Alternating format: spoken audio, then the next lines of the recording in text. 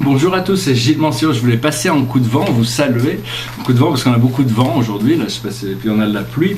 Beaucoup de gens, je vois, qui ont peur de la pluie. C'est-à-dire que, bon, bien sûr, hein, moi j'utilise aussi un parapluie. Quand ça tombe trop, c'est agréable, c'est une belle technologie. Mais quand il pleut, en réalité, il y a beaucoup de neutrons dans l'air et donc ça a un effet de guérison. Il y a beaucoup de gens malades qui n'osent pas sortir sous la pluie.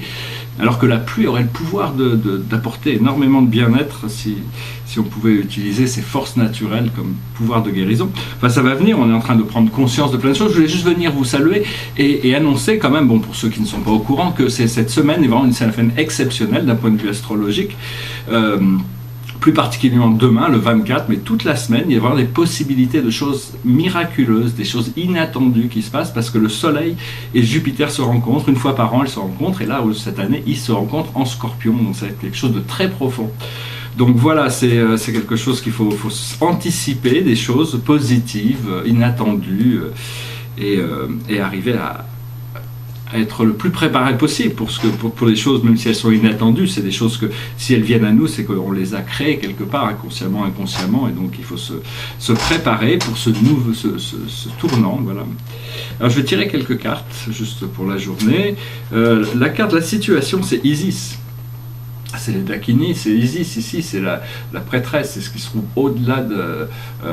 c'est au-delà de... C'est le pouvoir intuitif, c'est le pouvoir du mystérieux, c'est la voix intérieure, c'est quelque chose de très vaste qui ne peut pas vraiment se révéler tout d'un coup, donc on est en train de travailler sur nos pouvoirs personnels. Ici, Isis, c'est la mère qui est la lune, qui reflète le soleil, et qui est la mère de l'humanité, et qui défend aussi les enfants de la terre. Ce qui n'est pas encore visible, qui est dans l'invisible, donc c'est le heart drop ici, donc c'est vraiment une goutte de sagesse, c'est la carte de la sagesse, c'est l'oasis dans le désert. Et ça, bon, la sagesse, c'est toujours la même chose, c'est toujours la même sagesse, même si elle s'applique, elle se comprend, elle s'explique différemment. La sagesse, c'est toujours quelque chose qui nous amène vers un point de liberté, vers un point de connaissance qui dépasse ce qu'on cherchait avant. Donc il faut rester ouvert et réceptif, écouter la vie, écouter. Il y a toujours des choses qui peuvent être communiquées à travers n'importe quel moment. Il y a des présences invisibles, des présences intelligentes dans l'invisible qui cherchent à communiquer toujours. Ce que l'on voit devant nous, c'est le burning bush, le lineage tree. Donc c'est vraiment c'est une carte qui parle de révélation profonde. Il faut, grâce à l'intellect même, on va pouvoir comprendre des choses. C'est des révélations. Donc il faut vraiment s'ouvrir, voilà. Et puis et après accepter la révélation que l'on peut avoir. C'est quelque chose qui va se développer de plus en plus. Sur les choses sur lesquelles on est en train de travailler, c'est l'asylum. C'est-à-dire arriver, si c'est un cheval qui se repose dans un arbre, donc c'est un petit peu quantique plus qu'autre chose, mais c'est arriver, c'est arriver à trouver